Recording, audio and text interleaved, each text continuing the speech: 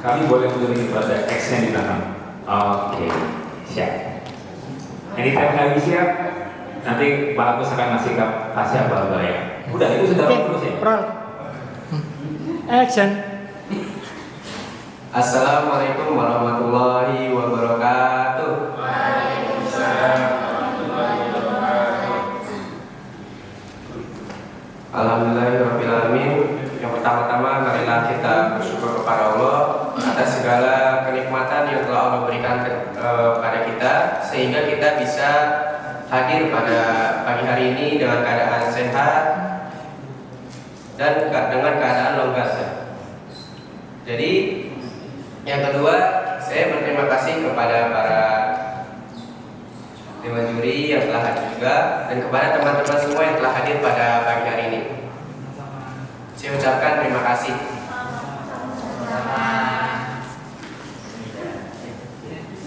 Jadi saya akan bercerita, yaitu mindset 5 menit. Bagaimana cara mengalahkan rasa malas dengan langkah kecil.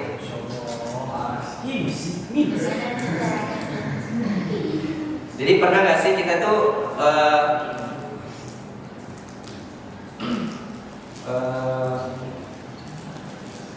bilang ke diri kita sendiri gitu, kita ingin membatasi hal yang ingin kita lakukan. Ada yang pernah nggak? Nah, contohnya gini, misalnya kita ingin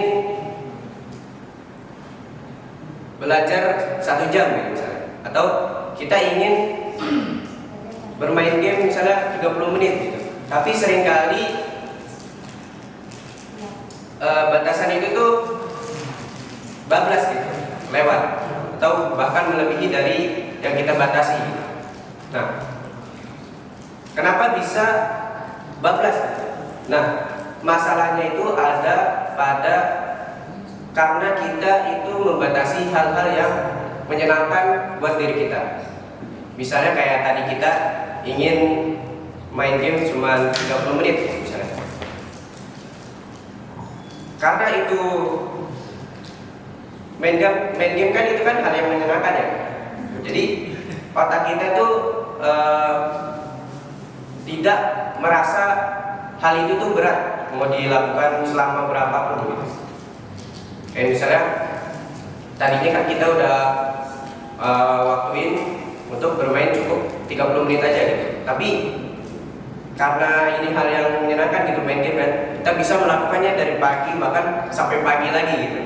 Nah, disitulah letak masalahnya. Nah, coba kita ubah pola pikir itu, kita gunakan untuk hal-hal yang lebih positif gitu. Seperti tadi kita ingin belajar 1 jam, kita ubah 1 jam itu jadi 5 menit saja gitu. Nah, di dalam otak kita kan berpikir 1 jam itu lama gitu. Nah, karena kita ubah jadi 5 menit aja, hal itu tuh di dalam pikiran kita menjadi bukan hal yang berat gitu. Hal yang mudah dilakukan kan? Nah, dari situ kita mulai terbiasa untuk melakukan hal-hal itu. Misalnya tadi kita ingin belajar 5 menit. Nah, itu tuh bisa bertambah kayak tadi kita main game gitu. Misalnya kita nggak cukup nih 5 menit aja, pasti kita terus belajar bahkan sampai 10 menit, 15 menit, bahkan sampai 30 menit gitu.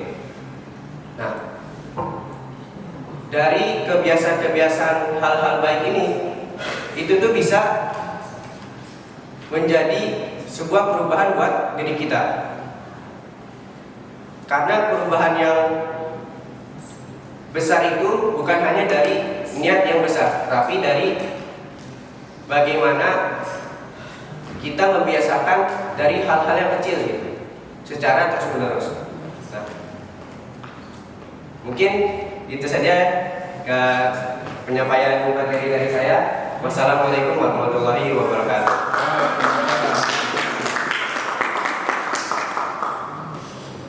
Siap. Itunya ada tes lengkapnya. Tes lengkapnya apa udah kirim belum? Udah di Yang ini bukan? Bukan. Ah iya, belum. Coba dengerin lagi ya. Karena di email yang masuk agak ada. Belum. Bukan kirim, bukan gak ada. Tapi nggak apa-apa. Jadi saya nggak bisa ngecek tuh tadi beliau ngomongnya sesuai saya bangga kan.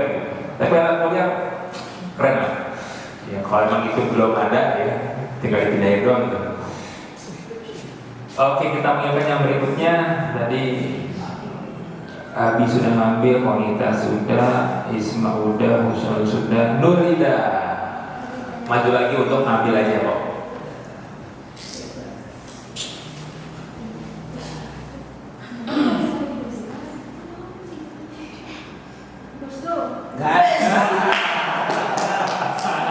Oke, senang amat ya ini udah panggil. Yes, bisa ayo.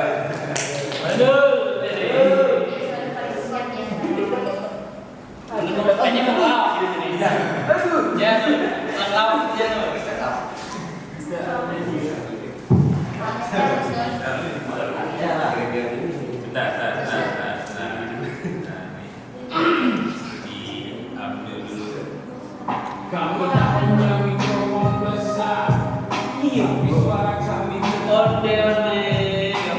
Ada Pak. Bener kan ini? Bener ya? Agak panggung saya sebenarnya. Percaya Bapak bener sering. Itu Surya apa? Surya. Hah? Ini kemana kayaknya? Ini kamu bener ya? Iya, saya itu. Ya saya siapa ada salah. Oke, ini lah Kak Husnul dipersilakan. Ya. Silakan. Dulu Pak ya.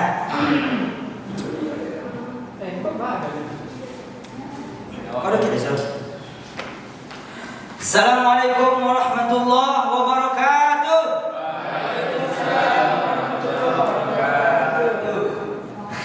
Halo teman-teman. Selamat pagi semuanya. Terima kasih kepada teman-teman yang sudah hadir. Saya tahu mungkin di sini teman-teman yang hadir di sini mungkin ada yang karena terpaksa dan mungkin juga ada yang datang ke sini karena pengen lihat saya seperti Anjani gitu ya kan Anjani? Nah, terus ini apa ini? Nah.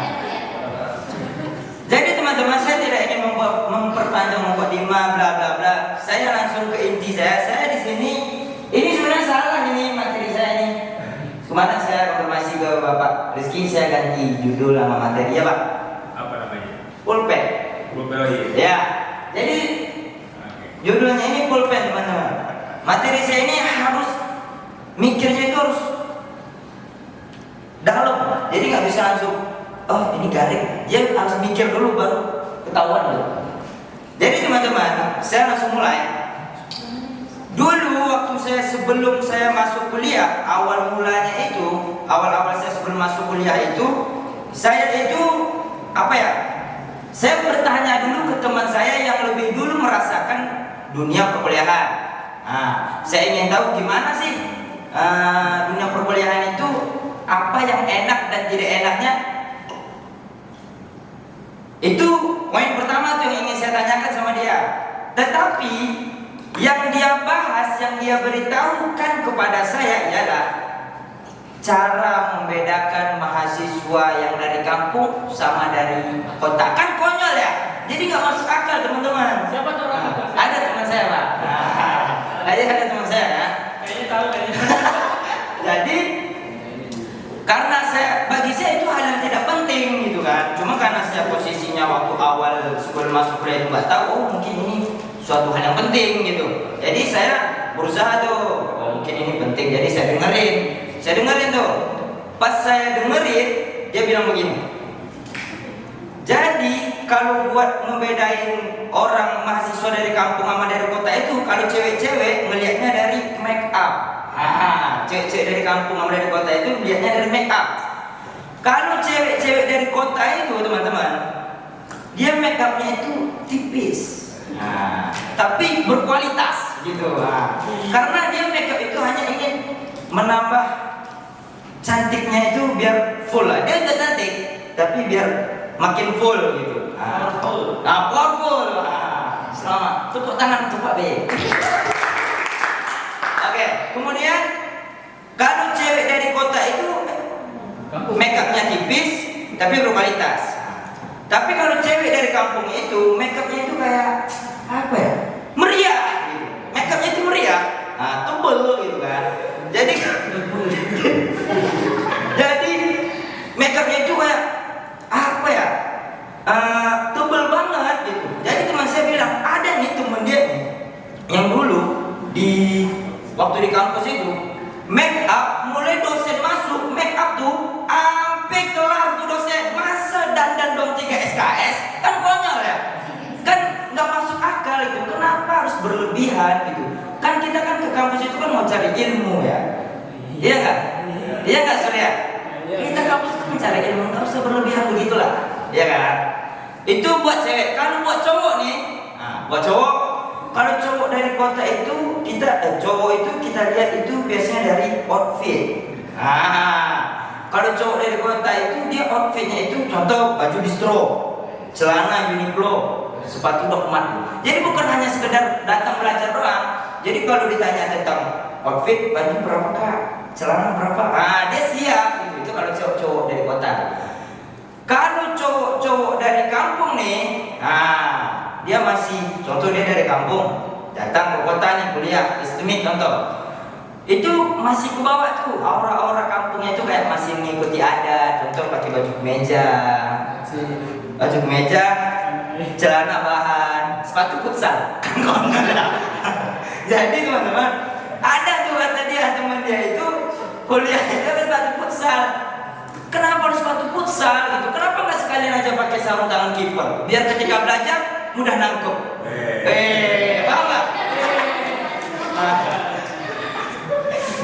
Nah, jadi teman-teman, begitulah. Setelah dia ceritakan bagi saya, awalnya saya mikir mungkin hal tak penting. Setelah saya kuliah ternyata memang agak penting, teman-teman.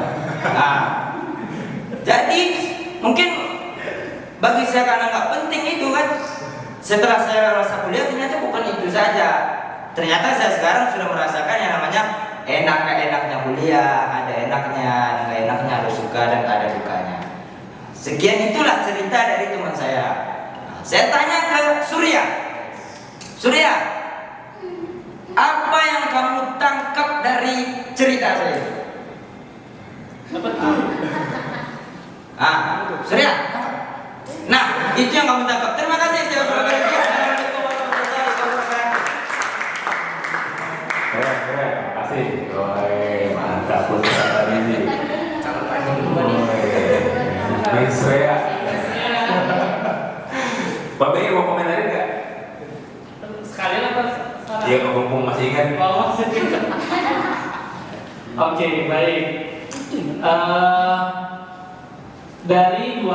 Dari apa yang disampaikan Mas Nur ini sebenarnya cukup bagus ya. Namun yang ada di benak saya ini konteks stand up, memang konteks stand up ya kan isinya kan. Itu sudah bagus sekali, intuisinya juga bagus, diksinya juga banyak gitu ya, dan interaksi juga ada. Namun dalam konteks formal ini memang nggak masuk ya, dalam konteks formal. Kenapa? Satu, logat daerah masih ada kalau formal ya, tapi kalau stand up memang logat daerah dipakai. Itulah gongnya kan, itu gongnya kalau kata seperti itu ya. Iya. Saya mau komentarin aja, banyak saya komentar di kelas soalnya. Tapi tadi poinnya saya melihat memang Kak Husnul tuh bener-bener nulisin dan ngertiin pakai sarung tangan, kita biar nggak pernah nangkep. Bagus. Next kita panggilkan setelah Nurida, sekarang Zakira. Kita tunggu siapa yang akan dipilih oleh beliau. Ya bagus ya.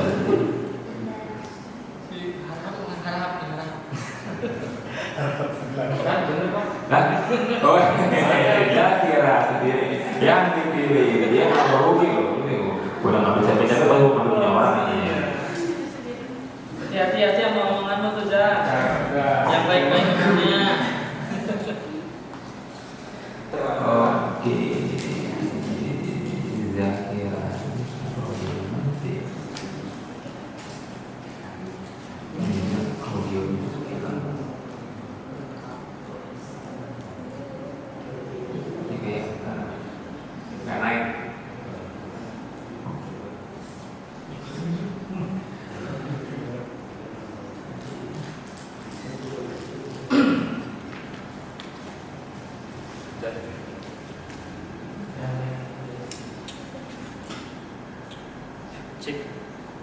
Coba sini. Oh, iya.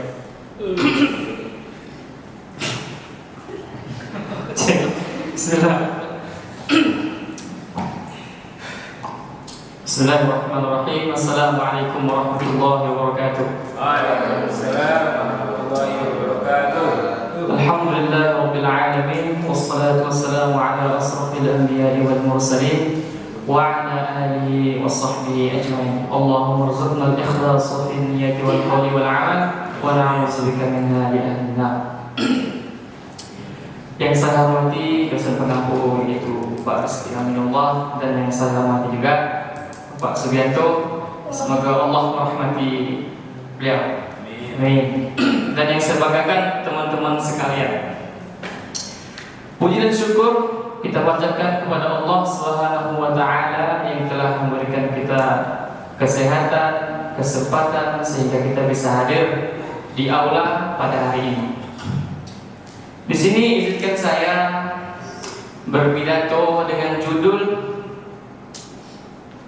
Dari Hobi Menjadi Peluang Karir atau Usaha. Di sini saya mengambil contoh hobinya itu modifikasi motor. Nah, agak menarik sedikit ya. Hadirin sekalian, setiap orang itu memiliki yang namanya hobi. Ada hobinya itu menulis, ada hobinya itu masak, ada hobinya bermain musik, dan ada juga hobinya itu memodifikasi motornya sendiri. Nah, bagi sebagian orang, hobi ini cuma dianggap sebagai kegiatan pengisi waktu luang atau waktu kosong, sehingga supaya dia hatinya senang gitu. Nah, yang perlu kita pahami, hobi ini kalau seandainya kita tekuni bisa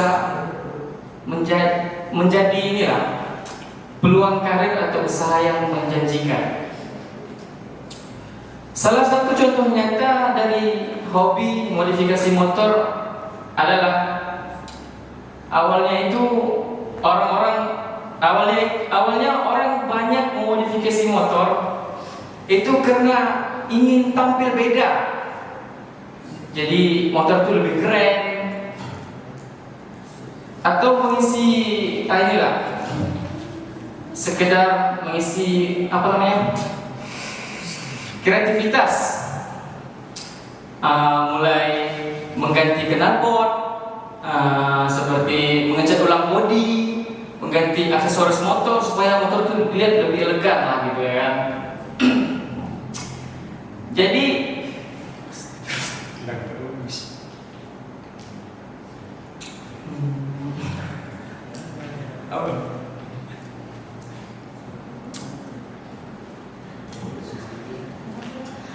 semua itu hanya dilakukan untuk kesenangan pribadi lah, bukan tuntutan pekerjaan. Nah, namun hadirin sekalian, dari hobi yang sederhana itu bisa menjadi satu usaha atau munculnya satu peluang karir atau usaha apabila seseorang tersebut menekuni hobinya dan mempelajari hobinya tersebut.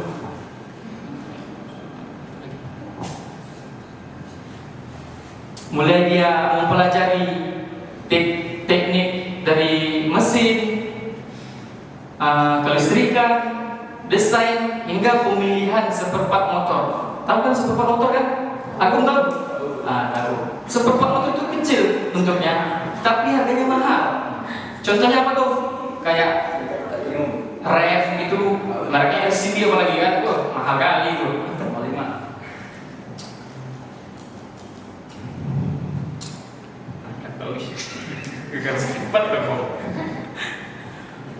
Mungkin keterampilan itu keterampilan yang hanya profesional lah. Jadi keterampilan tersebut sangat dibutuhkan di dunia otomotif. Yang tadi saya bilang, saya mengganti seperempat motor dan mengganti yang lain-lainnya itu sangat dibutuhkan di dunia otomotif. Hadirin sekalian,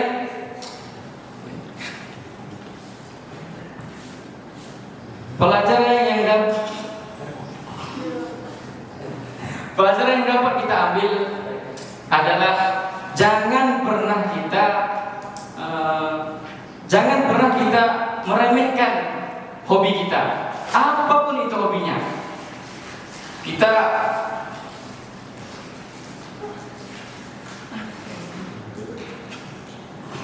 harus bisa menghargai hobi tersebut, menekuni dengan sungguh-sungguh, mempelajarinya,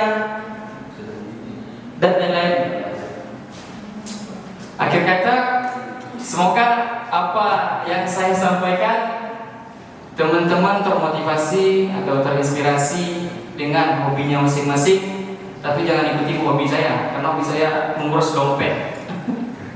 Sampai sini yang saya sampaikan. Assalamualaikum warahmatullahi wabarakatuh.